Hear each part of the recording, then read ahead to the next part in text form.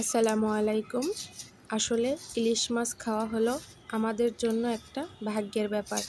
বাংলাদেশে এখনও এমন কিছু ফ্যামিলি আছে বা পরিবার আছে যারা বছরে একটা ইলিশ মাছ কিনেও খেতে পারে না। কিন্তু আসলে আবার এই মাছই কিন্তু জাতীয় মাছ, সেটা আবার বাংলাদেশের। আমাদের বাংলাদেশের মানুষের এমনই একটা কপাল যে আমাদের দেশের মানুষ ইলিশ মাছ খেতে পারে না, অথচ আমাদের পাশের দেশে কিন্তু প্রচুর পরিমাণে ইলিশ রপ্তানি হয়, যেটা তারা খায় এবং ভিডিও দেখি আসলে অনেক, যে আমাদের বাংলাদেশের ইলিশ মাছ খায়, বরিশালের ইলিশ মাছ খায়। তো যাই হোক, আসলে এসব কথা না বলাই উত্তম। তবে আমি মনে করি সবারই আর কি প্রাপ্য দেশের জিনিস খাওয়া, সবারই অধিকার। তো যাই হোক, আজকে বাসায় দুটো ইলিশ আনা হয়েছে, মিডিয়াম সাইজের, বেশি বড়ও না, কারণ ইলিশ মাছের যে দাম সেটা মানে আকাশচুম্বী। তো একবার না খেলে তো আর হয় না, যেহেতু সিজনালি মাছ একটু বর্ষার সময় খেতেই কিন্তু অনেক মজার হয়। তো সেই জন্যই আর কি আনা হয়েছে। আবার একটু শুনেছি যে অবরত দিবে ডিম ছাড়ার জন্য। তো যাই হোক, সেই জন্যই আর কি আনা হয়েছিল গত 3-4 দিন আগে। তো ইলিশ মাছগুলো আমি খুব সুন্দর করে কেটে ধুয়ে তারপর পরিষ্কার করে নিয়েছি। আজকে আমার ইলিশ মাছগুলো কিন্তু হৃষ্টপুষ্ট ছিল, ছোট হলেও তারপরও কিন্তু এই মাছে অনেক তেল হয়েছে। তো এখানে আমি হলুদ, মরিচ আর লবণ দিয়ে মাছটা খুব সুন্দর করে মেখে নিয়েছি।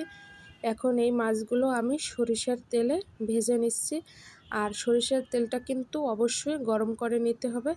আজকে আমি এই যে সাধারণ যে কড়াই, মানে যে কড়াইটা আমাদের বাংলাদেশে প্রতিটা ঘরে ঘরে ব্যবহার করা হয়, কারণ অনেকেরই আছে কিন্তু ননস্টিকের ফ্রাই প্যান ব্যবহার করতে পারে না।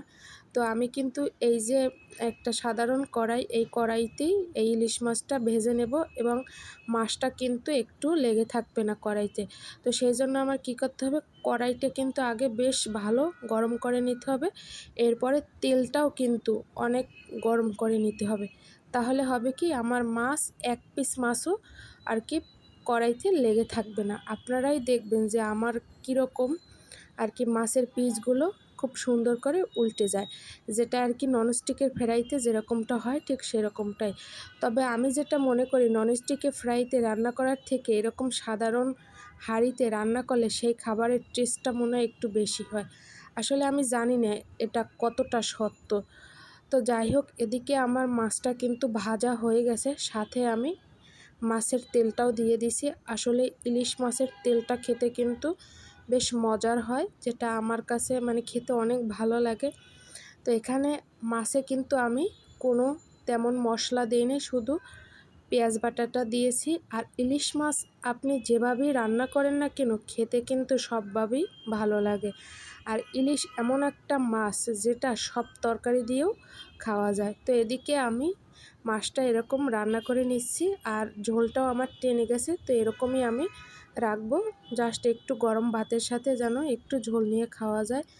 তো যাই হোক, আজকে এই পর্যন্তই। সবাই ভালো থাকবেন, আর দোয়া করি সবাই যেন ইলিশ মাছ খেতে পারে।